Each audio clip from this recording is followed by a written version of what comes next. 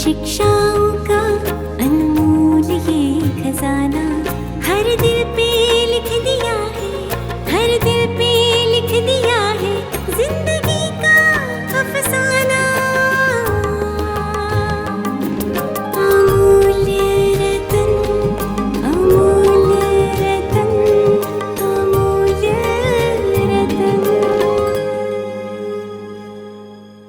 ये श्रृंखला सर्व आत्माओं के पिता परमात्मा शिव के द्वारा उच्चारित महावाक्यों के संकलन पर आधारित है। ओम शांति। गॉडलीवुड स्टूडियो द्वारा प्रस्तुत अमूल्य रत्न में आप सभी का हार्दिक स्वागत है। यह सृष्टि चक्र 5 युगों में विभाजित है। सतयुग, त्रेतायुग, द्वापर युग, कलयुग व पुरुषोत्तम संगम युग। इन सभी युगों में पुरुषोत्तम संगम युग सबसे छोटा और सर्वश्रेष्ठ है, जबकि स्वयं परम पिता परमात्मा इस सृष्टि पर अवतरित होकर अपना दिव्य व अलौकिक कर्तव्य करते हैं। इस संगम युग के महत्व को आज हम ईश्वरीय महावाक्यों द्वारा गहराई से समझेंगे और इन महावाक्यों के स्पष्टीकरण के लिए हमारे मध्य हैं प्रजापिता ब्रह्मा कुमारिस ईश्वरीय विश्वविद्यालय के वरिष्ठ राजयोगी शिक्षक आदरणीय राजू भाई साहब। भाई साहब, आपका आज के एपिसोड में बहुत बहुत स्वागत है। ओम शांति। भाई साहब, आज हम बात करेंगे 14 नवंबर 79 के महावाक्यों पर, जिसका टॉपिक है ब्राह्मण जीवन की निशानी है, सदा खुशी की झलक। भाई साहब, परमात्मा कहते हैं कि पुरुषार्थी 2 प्रकार के होते हैं। तो परमात्मा बताते हैं कि एक वे जो पुरुषार्थ करते हुए पुरुषार्थ की प्रारब्ध अर्थात प्राप्ति साथ साथ अनुभव करते चल रहे हैं, और दूसरे जो सिर्फ पुरुषार्थ में ही लगे हुए हैं। मेहनत ज्यादा, प्राप्ति का अनुभव कम होता है, इसलिए चलते चलते थक भी जाते हैं। यथार्थ पुरुषार्थी कभी भी थकावट महसूस नहीं करते। वास्तव में अगर हमारा पुरुषार्थ यथार्थ है, जी यथार्थ पुरुषार्थ की निशानी है कि पुरुषार्थ किया और प्रारब्ध का अनुभव किया। जी मान लो मैंने एक पुरुषार्थ किया कि मैं एक आत्मा शांत स्वरूप हूँ, जी तो ये पुरुषार्थ है आत्मा का, और इस पुरुषार्थ के आधार से वो शांति की अनुभूति तुरंत होने लगेगी। जी ऐसे नहीं हम मेहनत करते रहें और अशांत होते रहें, बार बार सोचें मैं आत्मा शांत स्वरूप हूँ, मैं पवित्र स्वरूप हूँ, मैं प्रेम स्वरूप हूँ, और प्रेम के लिए, शांति के लिए, सुख के लिए हम दूसरों पर आस रखें या उसके लिए हम मेहनत करते रहें, समझे वो बाद में मिलेगी, ये तो भविष्य की बात है।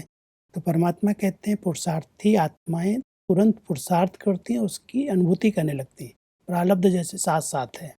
और कई आत्माएं मेहनत करती हैं, पुरुषार्थ करती हैं और सोचती हैं प्रारब्ध तो भविष्य की बात है। जी इसलिए नंबर 1 पुरुषार्थी कभी भी पुरुषार्थ में थकते नहीं हैं, थकावट का अनुभव, मेहनत का अनुभव नहीं करते, क्योंकि जो संकल्प करते, जो पुरुषार्थ करते हैं उसकी प्रारब्ध साथ साथ अनुभव करते हैं। तो सब इसी कंट्रास्ट को परमात्मा बताते हैं कि दोनों के पुरुषार्थ में सिर्फ एक बात समझने का अंतर है, जिससे वे मेहनत में रहते और दूसरे मोहब्बत में मस्त रहते हैं। परमात्मा कहते हैं कि एक समझते हैं कि हम स्वयं चल रहे हैं, चलना पड़ता है, सामना करना पड़ता है, और दूसरे हैं जो सदैव संकल्प से भी सरेंडर है। इसलिए वह सदैव यह अनुभव करते कि हमें बाप दादा चला रहे हैं, मेहनत के पांव से नहीं लेकिन स्नेह की गोदी में चलते रहते हैं। इसलिए वे स्नेह के पांव से चलते, जिसमें थकावट नहीं होती। स्नेह की गोदी व झोली में सर्व प्राप्तियों की अनुभूति होने के कारण वह चलते नहीं लेकिन उड़ते रहते हैं, सदा खुशी में, आंतरिक सुख में, सर्व शक्तियों से उड़ते रहते हैं।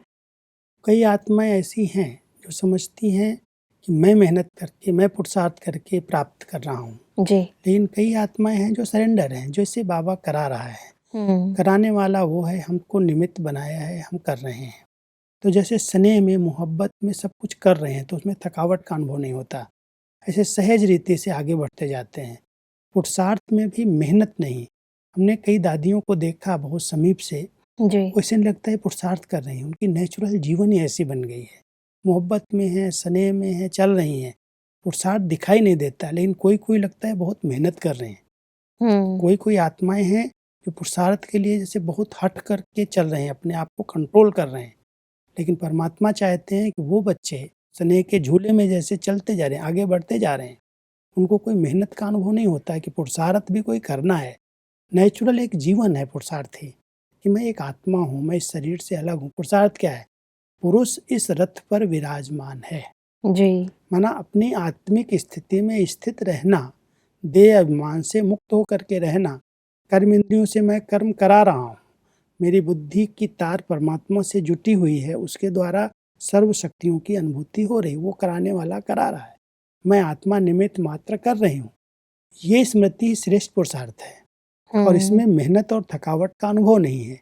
लेकिन जो बार बार पुरुषार्थ करते हैं कि मैं आत्मा हूँ, मैं इस शरीर से अलग हूँ, जैसे बुद्धि वाला, दिमाग वाला योग मेहनत कराता है और दिल से बाबा बाबा कहते हैं और बाबा के प्यार में सब कर लेते, उनके लिए सहज हो जाता है। परमात्मा चाहते हैं ऐसे मेरे बच्चे स्नेह की गोदी में, प्यार के झूले में चलते चलें, मेहनत का अनुभव नहीं करें। बिल्कुल। परमात्मा कहते हैं कि संगम युगी ब्राह्मण बच्चे जिएंगे चलेंगे हर कदम में स्नेह की गोदी में। ब्राह्मण जीवन की निशानी है, सदा खुशी की झलक प्रत्यक्ष रूप में दिखाई देगी। खुशी नहीं तो ब्राह्मण जीवन भी नहीं। इस बात को बहुत अंडरलाइन करना चाहिए जी। कई लोग योग में जब बैठते हैं तो उनके चेहरे पर वो खुशी की झलक दिखाई नहीं देती, उदासी, सूखापन, ऐसे लगता है जैसे बहुत मेहनत कर रहे हैं, युद्ध कर रहे हैं। लेकिन जो सहज योगी हैं, उनके चेहरे पर, उनके चलने में वो खुशी की झलक दिखाई देती है। परमात्मा के प्यार में जैसे उड़ रहे हैं, चल रहे हैं, कोई मेहनत नहीं दिखाई देती। जैसे आत्मा को सब प्राप्तियां हुई हैं, भरपूर है, तो उसके चेहरे से, नैनों से, हाव भाव से खुशी दिखाई देगी कि बहुत खुश नसीब है, बहुत खुशी में है। परमात्मा कहते हैं ब्राह्मण आत्माओं की निशानी ही है उनके चेहरे पर खुशी की झलक हो। फिर सब आगे बढ़ते हैं तो परमात्मा कहते हैं कि कई बच्चे समझते हैं कि संगम युग पुरुषार्थी जीवन का है और भविष्य जन्म प्रारब्ध का जन्म है। वे समझते हैं कि जो बाप दादा का वायदा है, 1 2 और लाख लो, यह वायदा भविष्य के लिए है, लेकिन नहीं, यह वायदा संगम युग का ही है। जैसे सर्वश्रेष्ठ समय, सर्वश्रेष्ठ जन्म, सर्वश्रेष्ठ टाइटल इस समय के हैं, वैसे सर्व प्राप्तियों का अनुभव, सब वायदों की प्राप्ति इस समय होती है। भविष्य में तो है ही, लेकिन भविष्य से भी वर्तमान श्रेष्ठ है। क्योंकि इस पुरुषोत्तम कल्याणकारी युग को जी। डायमंड एज कहा गया है। सतयुग को गोल्डन एज कहते हैं, गोल्डन, सिल्वर, कॉपर, आयरन। लेकिन संगम युग डायमंड युग है, क्योंकि परमात्मा से डायरेक्ट प्राप्तियां हो रही हैं।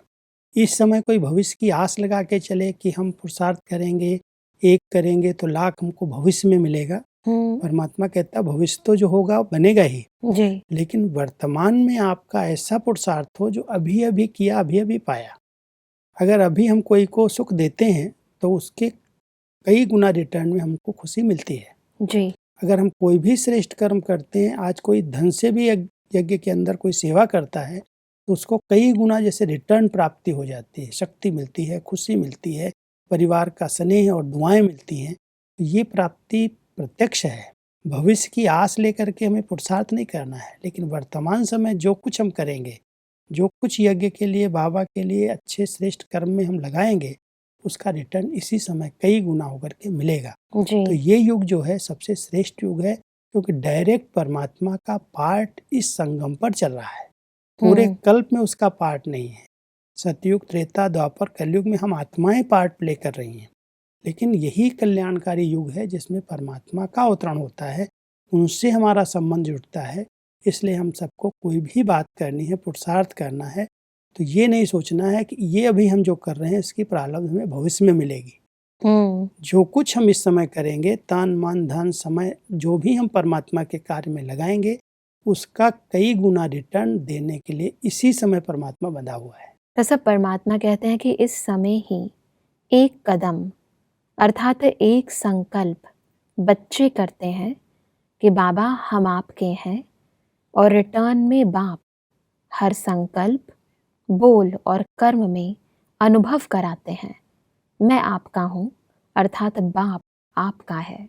संगम पर हम परमात्मा को अपना बना सकते हैं जी। अगर हम बहुत दिल से कहते हैं। एक है ऊपर से ज्ञान से समझ से कहना, और एक है अंदर दिल की भावनाओं से कहना, मेरा बाबा। तो जब हम एक शब्द बाबा कहते हैं तो बाबा की सब शक्तियाँ, सब प्राप्तियाँ हमारे सामने हाजिर हो जाती हैं। तो परमात्मा कहता है संगम पर भगवान को आप अपना बना सकते हो। इतना बड़ा भाग्य है जो बाबा कहो और बाबा हाजिर हो जाए सामने। इतना श्रेष्ठ संबंध है, सर्व प्राप्तियां कराने वाला दाता आपके साथ है, और आप भविष्य इच्छा लेकर के चले हो कि भविष्य में सब प्राप्त होगा, लेकिन वर्तमान में ही आप सब प्राप्तियां कर सकते हो। बिल्कुल। वैसे परमात्मा कहते हैं कि एक संकल्प का रिटर्न सारे संगम युग की जीवन में बाप आपका ही हो जाता है। एक का सिर्फ लाख गुणा नहीं मिलता। जब चाहो, जैसे चाहो, जो चाहो, बाप सर्वेंट रूप में बांधे हुए हैं। तो एक का लाख गुणा तो क्या, लेकिन अनगिनत बार का रिटर्न मिलता है। इस बात को समझने की आवश्यकता है, क्योंकि अगर यही निश्चय हो जाए कि अगर एक कुछ हम परमात्मा के नाम पर और उस भावना से करेंगे, सच्चाई से करेंगे, तो वो देने के लिए कई गुना देने के लिए बंध जाएगा। जी। भविष्य के लिए तो हम सोच सकते हैं कि एक करेंगे 1000 मिलेगा, पदम मिलेगा, लेकिन इस समय तो अनगिनत प्राप्तियां कराने वाला हमारे साथ है। दाता, वरदाता, भाग्य विधाता, जिसकी इतनी हम सब महिमा करते हैं, उसके साथ हमारा संबंध है। तो परमात्मा कहता है इस निश्चय और नशे के साथ बहुत भावनात्मक रूप से मेरा बाबा को, तो सब शक्तियां आपकी हो जाएंगी।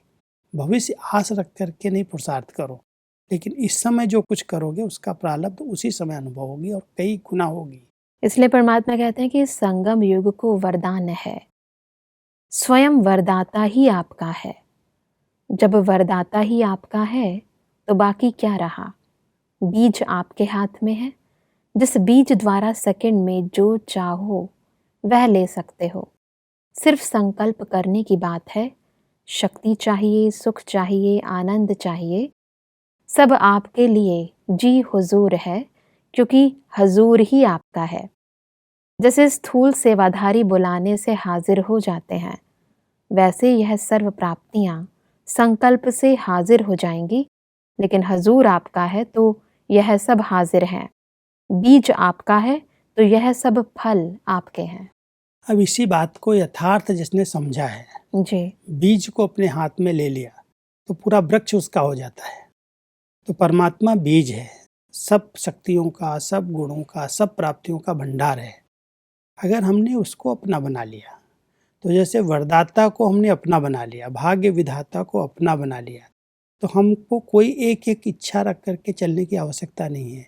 सर्व प्राप्तियां अपने आप होने लगेंगी, लेकिन सच्चाई चाहिए उसके अंदर। बहुत सच्चे दिल पर साहेब राजी।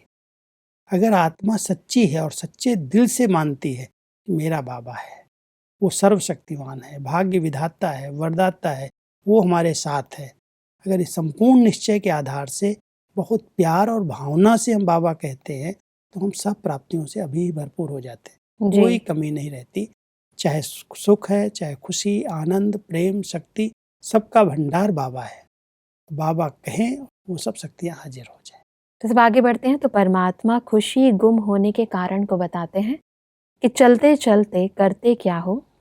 2 लड्डू हाथ में उठाने की कोशिश करते हो, लेने के लिए तो तैयार हो जाते हो, लेकिन छोड़ने वाली चीज भी फिर ले लेते हो। इसलिए विस्तार में जाने से सार को छोड़ देते हो। बीच में से बीज खिसक जाता है, यह मालूम नहीं पड़ता, इसलिए फिर खाली हो जाते हो और मेहनत करते हो अपने को भरपूर करने की। लेकिन बीज छूट जाने के कारण प्रत्यक्ष फल की प्राप्ति हो नहीं पाती, इसलिए थक जाते हो। वास्तव में बीज बहुत सूक्ष्म है। मान लो अगर सूक्ष्म में भी कोई बीच में देहधारी की याद आ गई, बहुत कड़े कायदे हैं उसके, ईश्वरीय नियम है। परमात्मा हम सबका प्रियतम है, और उस प्रीतम को अगर हम बड़े सच्चे दिल से पहले संकल्प में याद करते हैं, तो वो सब शक्तियों से हाजिर हो जाता है। लेकिन अगर कोई भी देहधारी बीच में आ गया, इंटरफियर हुआ, तो जैसे बीच में कोई आया तो बीज खिसक जाता है। तो परमात्मा हम सबको एक विधि बता रहे हैं कि अगर खुशी गायब हो रही है तो जरूर कोई बीच में आ रहा है जिसको हम अपना आधार बना रहे हैं जी चाहे साधनों को चाहे किसी व्यक्तियों को। जी अगर हमने किसी को भी अपना आधार बनाया हुआ है, किसी देहधारी को हम कोई भी बात, मान लो आज मेरे आगे कोई पेपर आया, कोई परिस्थिति आई, तो हमें अगर ये याद आता है कि फलाना व्यक्ति अगर होता तो उसकी मदद मिल जाती है, वो इस पोस्ट पर है, इस पद पर है, वो बहुत सहयोग दे सकता था। कई बार ऐसे होता है, कोई भी परीक्षा आती है फट से कोई ना कोई देहधारी की याद आती है। लेकिन अगर उसी समय अगर कोई भी बात आई, हमारे साथ कौन है? स्वयं भगवान हमारा साथी है, सर्वशक्तिमान बुद्धिमानों की बुद्धि साथ है। अगर हम एक सेकंड में उसी समय बाबा को सामने ले आए, बीज हमारे साथ है, जिससे उसको कराना है अपने आप कराएगा जी। लेकिन हम पहले नंबर में बीज को उसको स्मृति में लाएं कि वृक्ष उसके हाथ में बंधा हुआ है। किसी भी आत्मा से कराएगा, लेकिन मेरा बाबा है।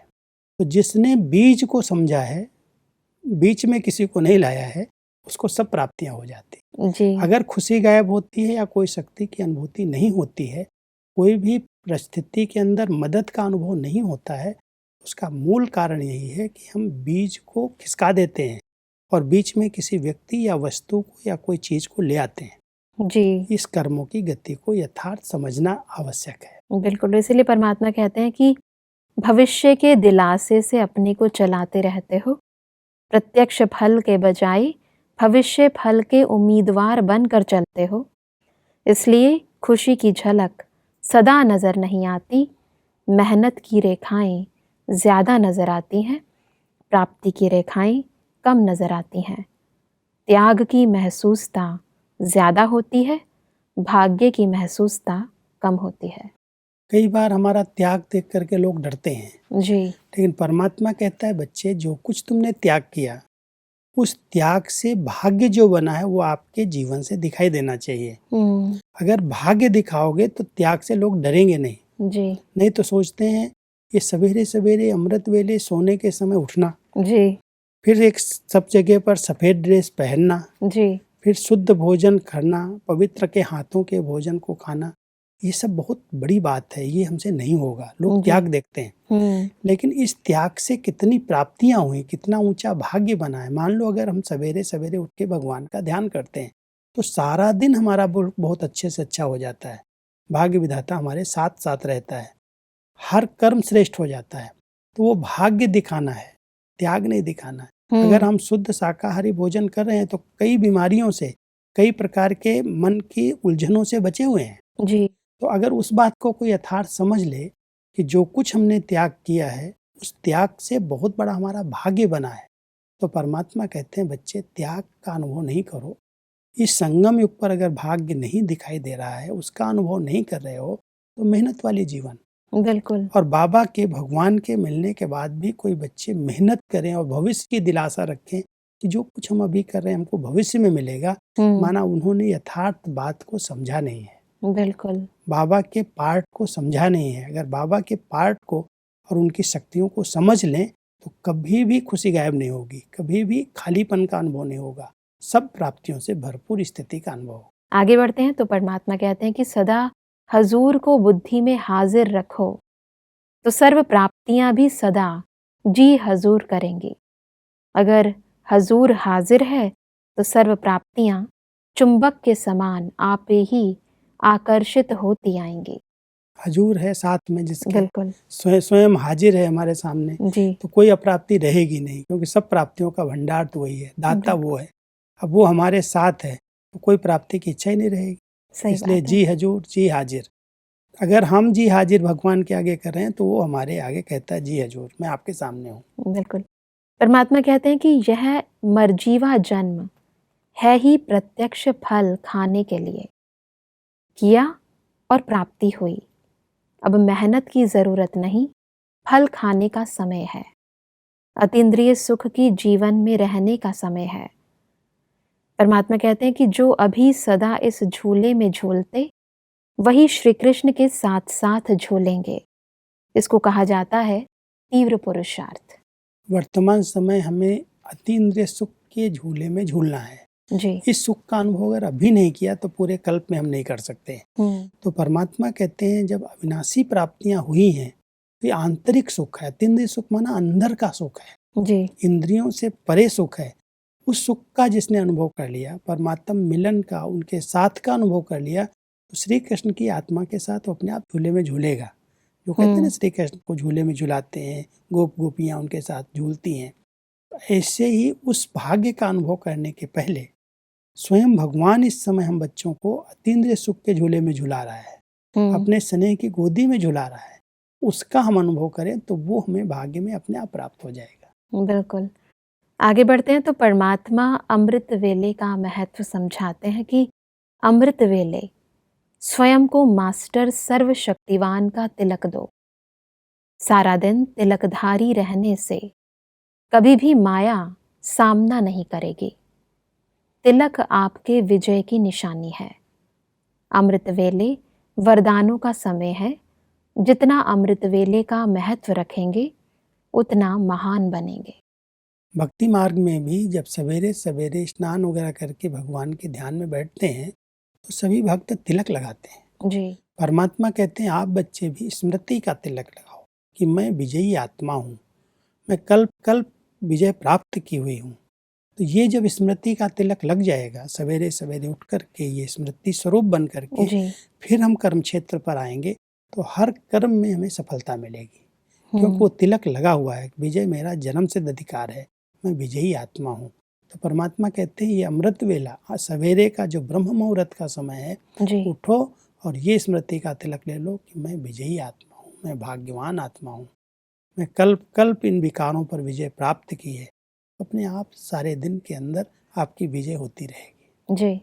जैसा परमात्मा कहते हैं कि संगम युग पर ही चढ़ती कला का चांस है। रोज अपनी चेकिंग करो, सिर्फ चल रहे हैं यह नहीं, लेकिन किस गति से चल रहे हैं। अगर तीव्र गति नहीं होगी तो फर्स्ट जन्म में नहीं पहुंच सकेंगे। हर कदम में पद्मों की कमाई जमा करते पद्मा पदम भाग्यशाली बनो।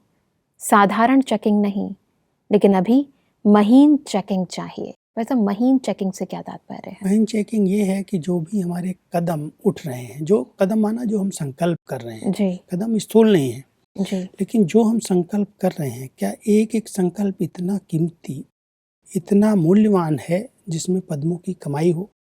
माना परमात्मा की याद में ही हर संकल्प उठ रहा है, जिसको भक्ति में कहा है श्वासों श्वास मुझे याद करो। जी। कोई भी बीच में दूसरा ना आए, एक परमात्मा का अनाहद नाद, अनाहद उनकी स्मृति बनी हुई रहे। तो जो श्वासों श्वास हर संकल्प में एक परमात्मा की याद में रहते हैं, उनके जैसे हर कदम में पद्मों की कमाई जमा हो रही है। तो संगम युग पर जो आत्माएं कदमों में पदम कमा रही हैं, वो बहुत पद्मा पदम भाग्यशाली आत्माएं हैं। वो चलती नहीं है पुरुषार्थ में, लेकिन वो जैसे चढ़ती कला में है, उड़ रही हैं, आगे बढ़ रही हैं। तो ये अनुभव हम सबको अभी होना चाहिए कि हमारे हर संकल्प में, हर कदम में पदम समाये हुए हैं। इसलिए कोई भी संकल्प इधर उधर का साधारण और व्यर्थ संकल्प हमें नहीं करना है। जी। जो संकल्प उठे उसमें कुछ न कुछ कमाई अवश्य समाई हुई हो, परमात्मा की याद हो, उनके ज्ञान का स्मरण हो, और जो मुख से निकले उनके ज्ञान रतन ही मुख से निकले, तो हमारी कमाई होती रहेगी। बिल्कुल भाई साहब, आज हमने बहुत ही गहराई से संगम युग के महत्व को समझा और कैसे हम ईश्वरीय संग से अपने जीवन को मेहनत मुक्त करें, उस विधि को भी जाना। भाई साहब, इस स्पष्टीकरण के लिए आपका बहुत बहुत धन्यवाद। दर्शकों, आज के एपिसोड में हमने समझा कि संगम युग को वरदान है कि स्वयं वरदाता ही हमारा हो जाता है। बीज साथ होने के कारण संकल्प मात्र से ही हमें सर्व प्राप्तियां होने लगती हैं। परमात्मा ने कहा कि सदा खुशी में रहने के लिए हमें पुरुषार्थ में मेहनत को छोड़ परमात्मा मोहब्बत के झूले में झूलना है। परमात्मा ने कहा कि जितना हम अमृत वेले के महत्व को समझेंगे उतना हम महान बनेंगे। इसलिए रोज अमृत वेले स्वयं को मास्टर सर्वशक्तिवान का तिलक देना है। दर्शकों, आज के एपिसोड से संबंधित यदि आपके मन में कोई प्रश्न है तो आप हमें ईमेल कर सकते हैं। हमारा ईमेल आईडी है amulyaratna@godlywoodstudio.org। अगले एपिसोड में एक और अव्यक्त वाणी के साथ आप सभी के समक्ष हम फिर हाजिर होंगे। तब तक के लिए लेते हैं इजाजत। ओम शांति।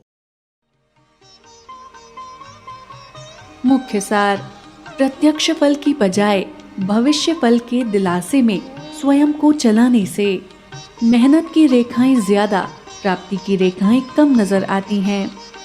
त्याग की महसूसता ज्यादा और भाग्य की महसूसता कम होती है।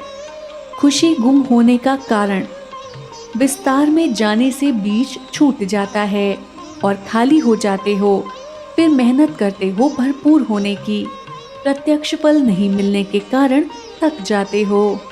ब्राह्मण बच्चों के घर में बाप का यादगार गीता पाठशाला जरूर होनी चाहिए।